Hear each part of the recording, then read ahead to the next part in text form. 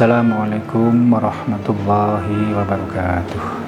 Hamdan syakirin, hamdan na'imin, hamdan yu'afi na'amahu wa yukafi mazidah. Ya Rabbana lakal hamdu kama yanbaghi li jalali wajhika wa azimi sultanik.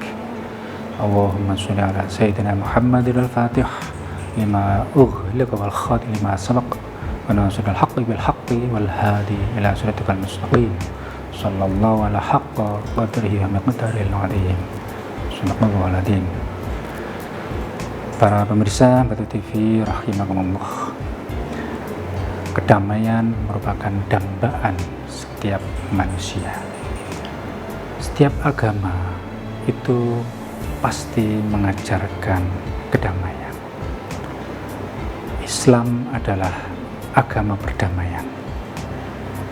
Rasulullah Nabi Muhammad SAW telah mengajarkan kepada umatnya untuk senantiasa menebarkan kedamaian di muka bumi.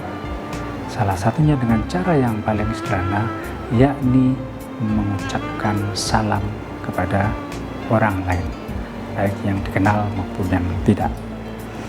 Pada awal penyebaran agama Islam di Makkah juga dilakukan dengan cara-cara yang damai.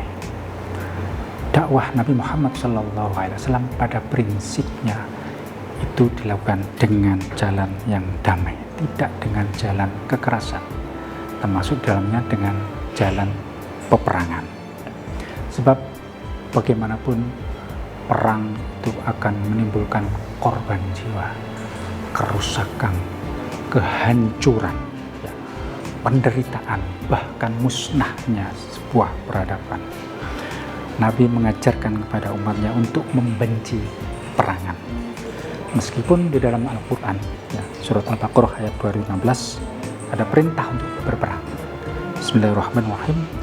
Kutiba alaikumul qitalu wa huwa kurhul lakum wa asa an takrahu syai'an wa huwa khairul lakum wa asa an tuhibbu syai'an wa huwa syarrul lakum wallahu ya'lamu wa antum la ta'lamun. Diwajibkan atas kamu berperang, padahal sesungguhnya perang itu kamu benci. Boleh jadi kamu benci sesuatu, tapi itu baik bagimu. Sebaliknya, boleh jadi menyukai sesuatu, tapi itu buruk bagimu. Hanya Allah yang mengetahui. Dalam ayat ini, Allah memerintahkan kepada umat muslim untuk berperang. Tetapi sesungguhnya umat muslim merasa berat, enggan untuk berperang. Kenapa? Karena sudah dididik jiwanya oleh Nabi Muhammad SAW untuk mencintai perdamaian. Sehingga dalam redaksi ayat itu Allah menambahkan wa huwa kurhul lakum. Jelas di garis bawahi. Padahal berperang itu sesuatu yang kamu benci. Setiap manusia pada hakikatnya itu membenci peperangan. Sudah jelas dinyatakan dalam Al-Quran. Ayat ini berbicara tentang perang, tetapi sesungguhnya kandungannya itu mengisyaratkan bahwa jiwa umat Islam itu dididik oleh Nabi Muhammad SAW untuk selalu enggan berperang. Nah, bukankah di zaman Nabi Muhammad juga ada peperangan? Iya, betul.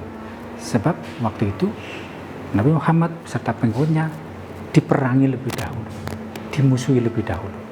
Sehingga ketika di Mekah, Allah belum memerintahkan untuk membalas, untuk berperang. Baru ketika hijrah di Madinah, turunlah ayat boleh perang, karena kamu sudah dianiaya, sudah disakiti oleh kaum kafir. Telah diizinkan perang bagi orang-orang yang diperangi, karena sesungguhnya mereka telah aniaya, dan sesungguhnya Allah benar-benar Maha Kuasa menolong mereka itu. Jadi perangnya Rasulullah itu dalam rangka membela diri, bukan memulai. Sehingga perang dalam rangka mempertahankan diri, membela kehormatan diri itu dibolehkan. Semasa zaman Rasulullah itu ada 4 perang besar yang terjadi di bulan Ramadan. Yang pertama perang Badar Al-Kubro, di mana hanya 313 Muslim melawan 1000 pasukan kafir. Itu terjadi tahun kedua Hijriah.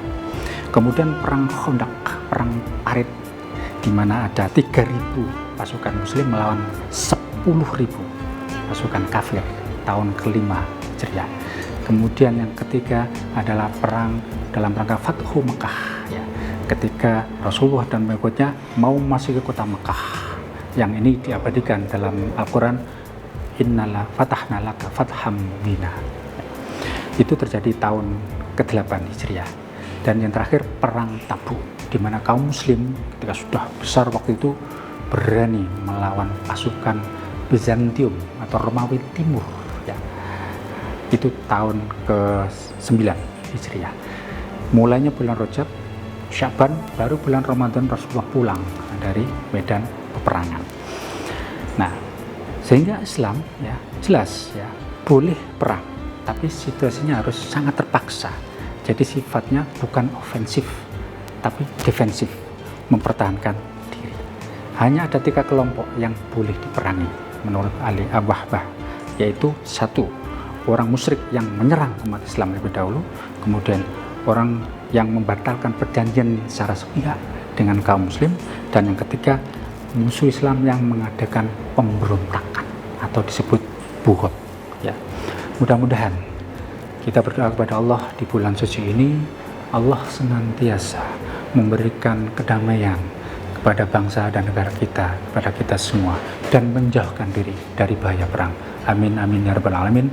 Wallahumma fiq ila aqtarik. Assalamualaikum warahmatullahi wabarakatuh.